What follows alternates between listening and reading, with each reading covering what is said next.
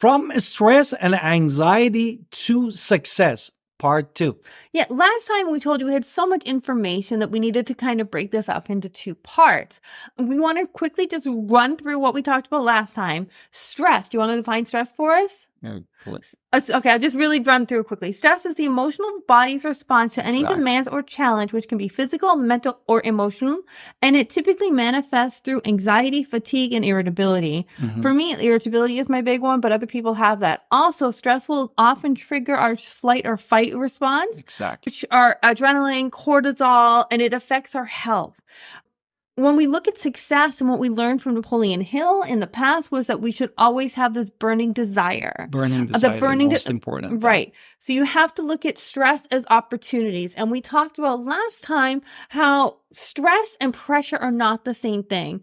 Pressure is like when you are in a car and you're in a Ferrari and you're going, if someone presses on the gas in a Ferrari and you're going speed, that pressure on the gas to make the machine go is pressure. That's good. Now, if for whatever reason it's not working properly, all of that is more stress related.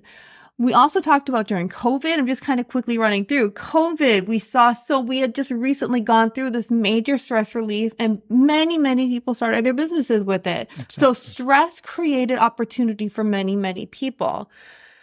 Let me see. Also, when we look at, here's where we're getting a little bit more into what we're talking about. We ended with, your homework assignment, which I hope you did, but before we get to that, we were talking about inner peace, having some sort of faith structure inside of you that understands that you are connected to the universe or the light or God or however it is that you see. When you close your eyes and seek guidance from above, so from the universe, you can usually sense the sense of calmness instead of this craziness that we come with. And then the practical thing that we kind of left you with was writing a definite plan of action for your sustaining your desire. Exactly. Right? That is kind of where we left you. So we left you with homework, right? So I hope you did your homework and you figured that out. And now we're going to talk a little bit more on how Napoleon Hill taught us to talk about failure, also just talking about failure in general from other things and how failure is actually opportunity in disguise. And failure is this fun thing. Failure, now we're just talking. When you fail at something, you typically have this stress inside of you, this anxiety that makes you feel that you failed. You couldn't do something, right? Am I wrong? That's typically what failure will cause us to have stress, but the opposite is actually true. If we can ignore this, how does a baby learn to walk? Our babies learn to walk from falling on their butts many, many times. And yet they eventually get up and learn to walk correctly. The same is true in business and in life. The more you fail, the more you will succeed. So if you do not try at all, you're never going to win. But trying and failing is actually a badge of honor. Many people fail in many things. Edison had 3,000 ideas. Not all of them were the light bulb. And he had many, many ideas, but failure is just something that doesn't work. And you learn from your failure. So it's a learned opportunity. Do you want to add anything with that? Well, my wife said all of things about a failure and ignoring it. I don't believe in that. I mean, ignoring actually is that when you ignore some things means you have it in back of your mind. But what we wanted to talk here is what do you mean by ignoring? To explain a little bit more deeper. When you try to ignore something, it comes even stronger. Ignore, okay. But if you learn from your failure. But what I wanted to say is shifting your consciousness or your thoughts toward the things that is going to help you, not ignoring that you failed. You accept your failure first. You learn from your failure. That's what I meant, not ignore. But what we wanted to do is really shifting our energy to a place that we wanted to start our success. And that's the seed that could be the advantage to us. Well, I mean, maybe I used the wrong word, but if we fail at something, it's okay to fail. You have to give yourself leeway to fail. And all that anxiety and pressure is just it's something inside of us making us not want to try again. That doesn't mean that we shouldn't try. And I'm not saying to ignore it. I'm saying we have to learn what we did wrong. And we don't do that again. Therefore, what are the steps? The steps is first acknowledging it. Second thing is accepting it. Third things, in some some degree, not go to the nitty bitty to beat up yourself, analyzing it while you learn, while you failed, and meaning that you can write it down, or you can basically talk to yourself in the mirror and see how exactly affect. And then what is that? And then adjusting your approach. No, that is what we need to do. Adjusting our approach to have the different approach to solve the problem. We're using different words, but I think we have the same core concept there.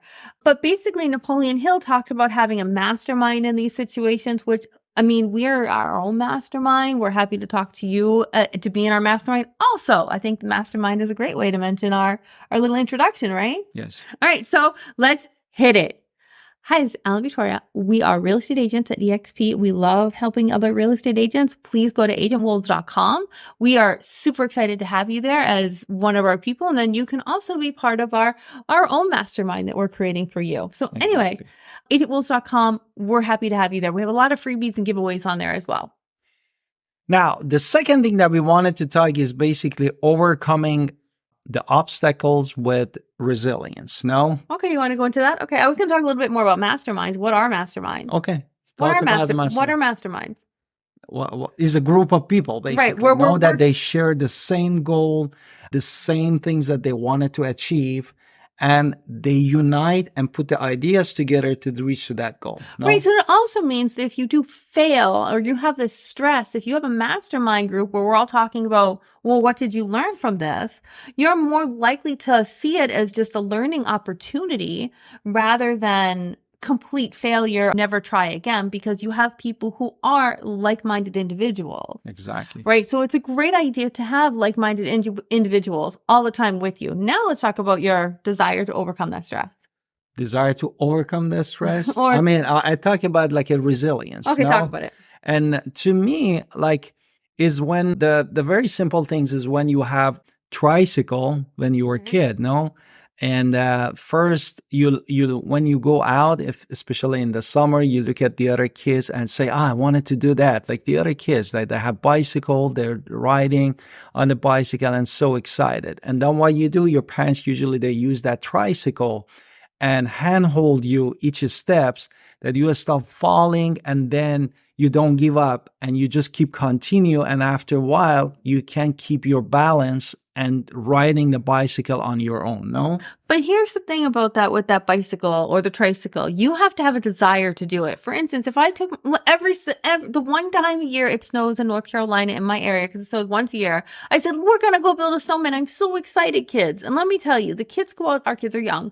We go outside, we're like, okay, we're just building the snowman. And about 2 minutes later, they're done. They don't want to build a snowman. Their hands are cold. They're like not that into it. They just want to do some snow angels and leave because their desire to build the snowman is not that strong. Like it was more my desire of, well, let's build a snowman, kids. However, now if you do, the stronger your desire is, and if my kids are truly wanted to build a snowman and they put their efforts into building that snowman, we would have a snowman for that one day of snow, right? But it doesn't happen always because the desire isn't strong. So, and when your desire isn't strong, this is when stress, anxiety, everything comes into play of, am I good enough? Is it going to happen for me? And what is the desire? What is the desire really? Desire is whatever it is that you truly want, and go deep with it.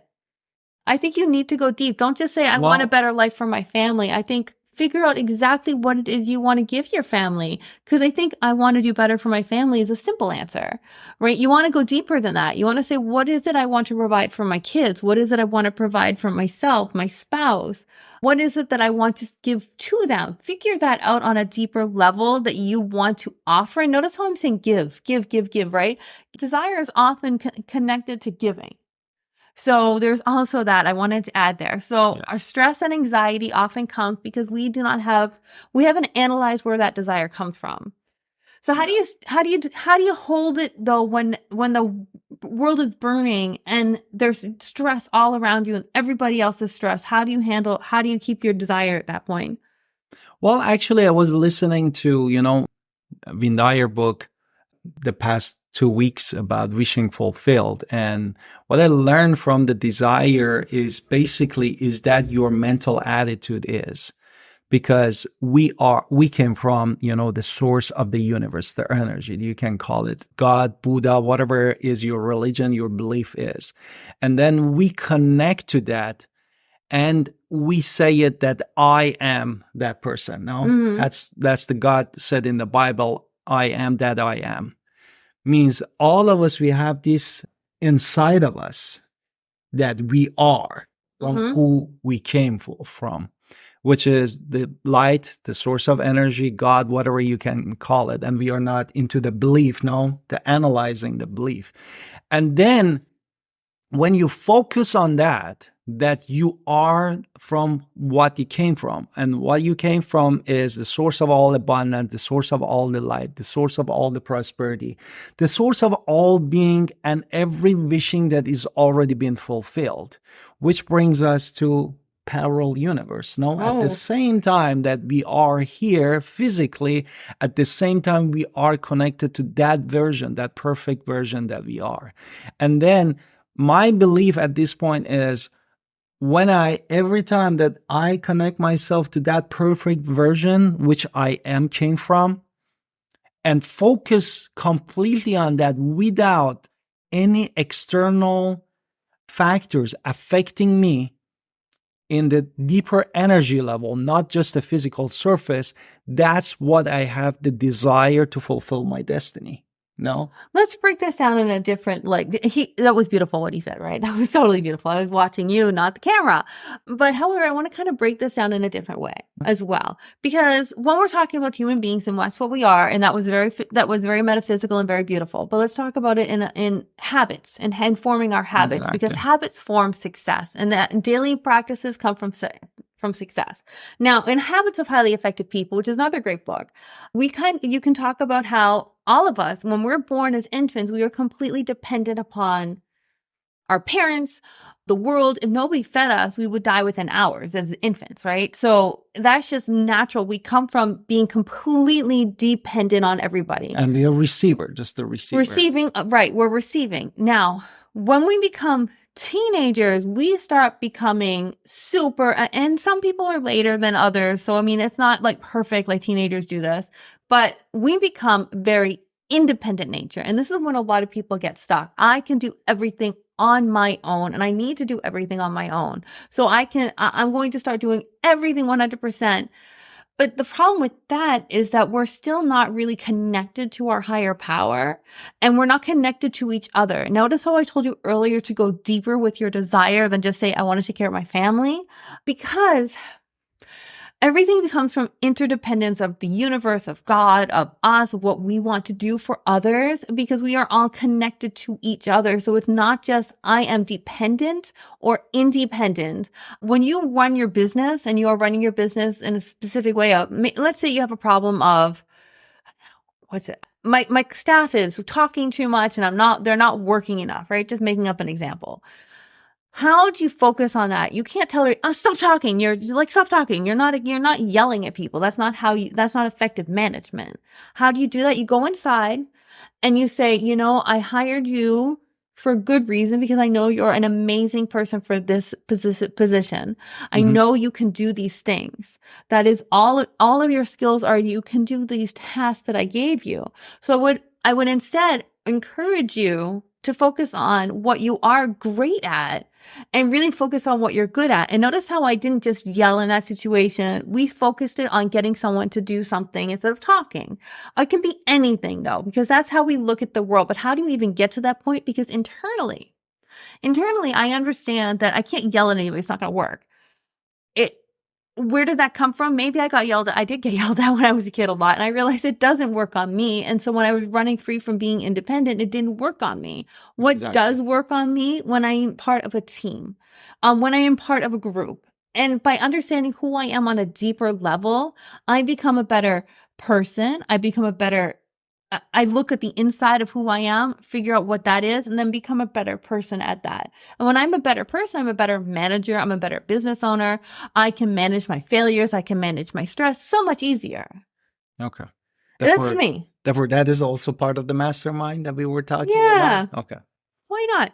Therefore, that's how you share your success and also all of your intuition and what is your internal desire with other people. Right. And my desire could be just some specific task that I want done. It can be a bigger desire, but really be honest with yourself. What is your desire? And I mean, if you want to go on specific things, look up what you want to take your kids on. And I want to take my kids to Disney World, hypothetically, right? Disney World isn't on my top list, but let's just say, hypothetically say, Disney World's my top thing I want to take my kids to by the end of next year. And Disney World probably going to cost us $10,000. I'm making it up. It can probably be done cheaper. I don't really want to go to Disney World. I'm just making up a desire right now. Just so my husband doesn't freak out, because I know him. He'd be like, $10,000? What are you thinking? So I'm putting it out there. I'm not really thinking that. And I'm not saying it would be that much, even if we did it. But either way, if I really focused on, I'm going to do this for my kids, there are ways I can make that happen every single month. And because I'm focused on this specific goal of, I want to do this for my kids, and it's not for me, it's for them, it will get more likely to be done. And notice how, here's the key with what I just said. It is a definite purpose that I want to do. Like, it's a goal clear in my mind, and I stated how much it's going to cost, what I need to do to get there. And that's what we need to do with our businesses. And also, beside of definite purpose, you put down that how much you're going to sacrifice for that goal to get to that point. Well, it's not even about sacrifice. I don't think that's true. I think if you have a specific burning desire. When I'm saying sacrifice means how you wanted to put energy into it, how you wanted to work on it. I have to have a burning desire. That's the sacrifice. You're sacrificing the time that you have given to. I sacrificed something else, but I don't always look at it as I gave away something, because now I have a goal. I'm working towards the goal. I'm working towards the purpose, and this purpose. And I highly recommend having a much bigger goal than taking your kids to Disney World. Have $1 million business, have a $20 million business. Focus all of your energy on what you're going to do with that business and that money. Have a really clear picture in your mind, like I just talked about Disney World, and what you're going to have to do to get there. So have a very clear, same idea with your business. Have a big, definite goal. And in your life, even if you're not having a business right now and you're thinking of starting a business, in life, if the more you have a burning desire, the more happier you actually are, because you're working towards something that you truly desire. Exactly. And that takes away all stress. So let's talk about these daily practices. Exactly. Daily practice. And what I wanted to add really, and again, I learned this from the book, Wishing Fulfilled, that we are working, let's say that we have 24 hours, and break it down, this 24 hours, to 3 sections. And the last section that we wanted to talk about is the going to sleep. Therefore, 1/3 of our day is sleeping, no? Therefore, the 2/3 of it, which is during the, I'm not talking about that. I'm talking about 2/3 of that is when we are awake, no? And we are dealing with our consciousness, which could be our thoughts, our action, our words, and our gratitude that we are doing the thing and during the day. And then we hold this all consciousness to our subconscious during the night. No, therefore, the subconscious actually cannot realize between a thought and action is all connected to infinite computer program that we call it the universe. And then everything that we put during the day is going to just transfer to this universal computer. And that's why when you go with the positive mindset, with the gratitude to the sleep, then this computer generates more abundance, more prosperity, more love, more whatever you wanted to achieve in your life. And the second thing is, if you don't do it and you were thinking of just failure, sadness just before going to bed, again, this consciousness transfer to your subconscious that computer and generate over and over. Therefore, everything that we do or who we are right now is a product of that what we did with our consciousness and subconscious at the present moment. And now let's talk us into the daily one, right? Because I wrote down daily rituals, and he talked about the philosophical beautifully why. So let's talk about it. From the morning, what do we do when we wake up in the morning? You can start your day with gratitude. 100% being grateful is going to help you achieve everything. I know that's counterintuitive, but even if you wake up and you only have a bowl of cereal to eat, be grateful for that bowl of cereal that you have to eat because it's something. And there are people who don't have cereal. So just and don't think about them. Think about yourself and how grateful you are for that little cup of cereal. Also, start your day visualizing your goals for the day. What are you going to achieve? And add in gratitude every single second of the day. The more we are excited and grateful, the more we align with that subconscious that you were talking about. It instills a deep sense of appreciation with everything. So when you're going about your day with a smile on your face because you're just so grateful for whatever is going to happen, you're going to work or you're driving in the car and you're just excited because your day is going with gratitude and you have some sort of goal. Exactly. And I wanted to add to this, when you basically imagining achieving your goal has a couple of stages into it based off the books. And one of the most important ingredient of this achieving your goal is like that you're feeling. First, you're feeling and how much all this thing that you imagining, because power of imagination is one of the kind that God gives us, that grant that no other vegetables, animals have that. And therefore, this is a unique gift from the source of being God, no? And then if we bring that feeling and also at the same time, how much is natural to you to see yourself with everything at the present moment that you achieve. You have them already. You feel them. And then that's going to be your natural state of your being. That's great. Now we talk about how you should definitely wake up in the morning with this gratitude. Second thing to do during the day is find moments. I'm not telling you to stop what you're doing every single second, but whenever you've done one thing or you've accomplished one small task, check your email, whatever small task it might be, right? A very something simple. You got to the office on time. We just take 5 seconds and we kind of review our goal and why we are so grateful that we just did the actual tasks that were there. Always focus on our goal and focus on gratitude. Those are the two key things that we need. And then in the evening, again, what are we doing before we go to bed? You're really great at this. You are really good at today. You sit down and you force yourself to be positive. We should remember what our successes were, and if we failed, here's a tip. Say we failed at something spectacularly. You fell on your face flat. You say, you know what? Here's the thing. I tried, but I didn't put my full effort into that. And I'm going to try again tomorrow. And I'm going to do it better because I really didn't put all my energy into it. I'm going to fix that. Tomorrow I'm going to do it again and it's going to be way better. So notice how I took that negative and I still flipped it into, okay, I didn't do what I was eating M&Ms and I wasn't focused on the road and something happened. Just something small. I focus on something. I'm going to stay positive. We're always going to try to stay in the evening to have a positive mindset. Yeah. So even if something spectacularly bad happened, positive mindset in the evening. Transform that negative into a positive. Therefore, the key is here, never, never, never, when you're angry, when you're upset, when you have negative thoughts, you lay on the bed. And then before you're going to do meditation, some breathing, whatever it works for you, It's not about all the spirituality. It's about how exactly works for you, that you don't go with that negative mindset. Because again, you're giving your consciousness all to the computer program, subconsciousness, all the night, and it works on it all the time. Therefore, if you feeding them with the positive, it's going to generate more positivity, and failure, more failure. Right. So, and I also want to add this old adage that, I grew up learning that when you go to bed angry, you just stay angry. So this is why a lot of couples will work out whatever's going on with them. And I force you to do it sometimes, where we talk about whatever's bothering us in order to try to go to sleep with a more positive energy. Like the problem is solved. Everything is done. Situation done. Situation averted. Finished. Mission complete. Even if it's, giving up on something I didn't want to do, still mission complete. We get over it. And when we move on to something else and we turn that negative into a positive. So it's good with relationships. It's good with everything. Now let's talk about transforming our mindset from victim to grateful. Gratitude. Yes, exactly.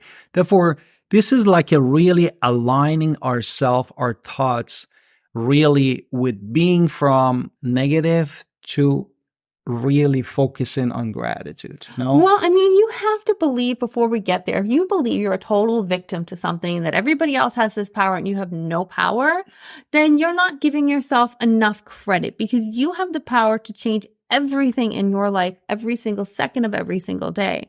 You are not a victim. You are in control of your power. Does God give us gifts? 100%. Are we blessed? 100%.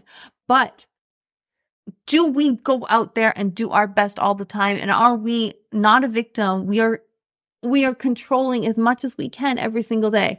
Will the universe throw curveballs at us? Of course. And I think this here is not just the power of belief, is that affirmation comes and play a very key role. And I know that it works for me. Like everything that you see, or something you failed in something, in that daily life, and you repeating with yourself, I am in charge of my life.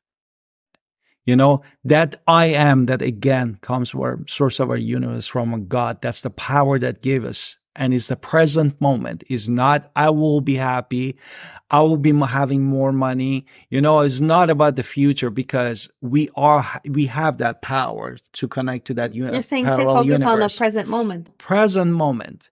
We're talking about every word that we are using is the present moment.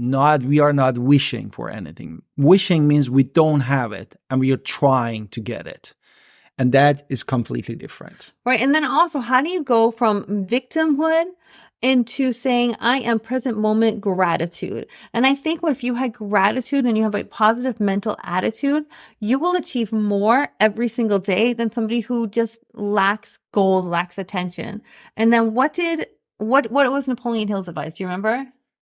You're doing going the extra mile. You want to explain it now? Yeah.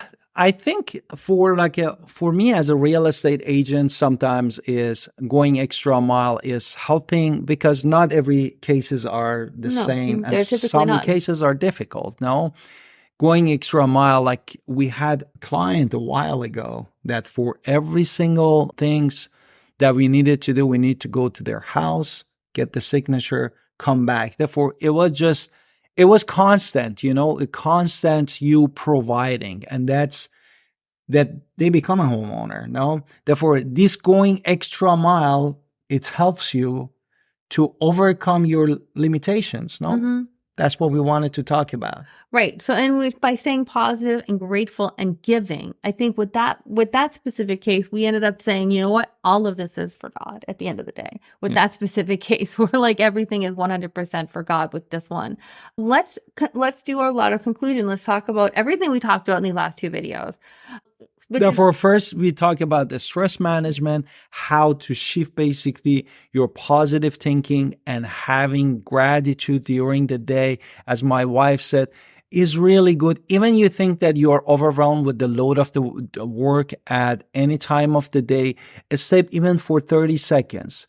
Just talk to the source of being, that whoever you believe, and ask and be grateful, no, to mm-hmm. whatever till now is been given to you, granted to you, no?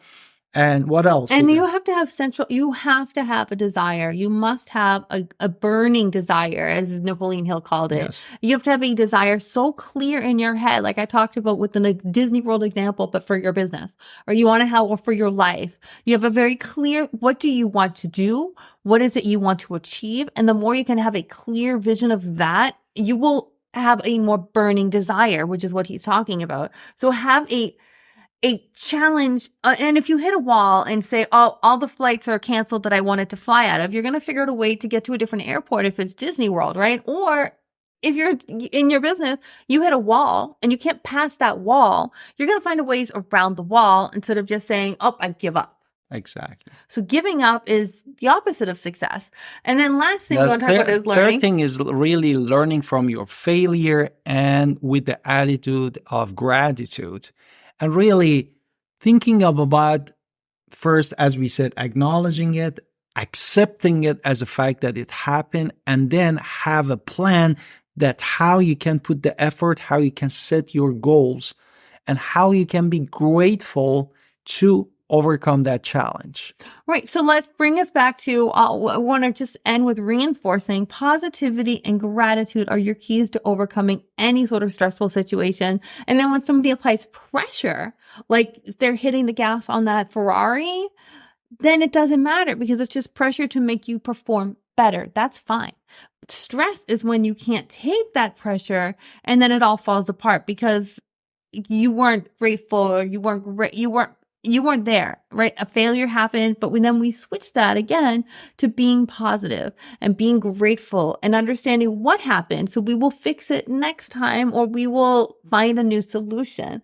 Because if something completely is thing, you have to find a new way, and being grateful helps us get there.